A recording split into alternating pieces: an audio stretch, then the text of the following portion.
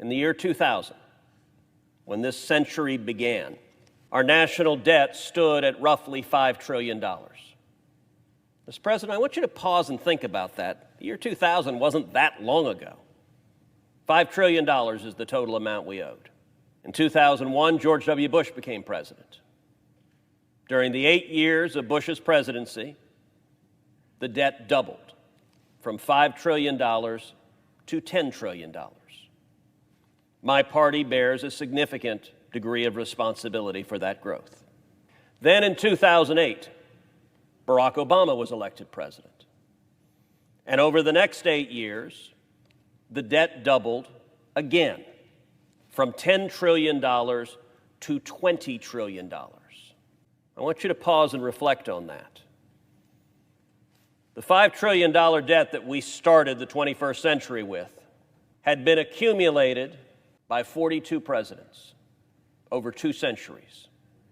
And then 2 presidents over 16 years, one a Republican and one a Democrat, took our debt and increased it by 300%, quadrupled the nation's debt in 16 years. As we stand here today, in 2021, some 9 months into the Joe Biden presidency, the debt is roughly $29 trillion. That is reckless and irresponsible. Now, my Democratic colleagues point out that Republicans spent too much during the Trump presidency. I agree. Much of that spending I voted against. I wish Republicans had been better at exercising fiscal responsibility when we had control of the White House and both houses of Congress.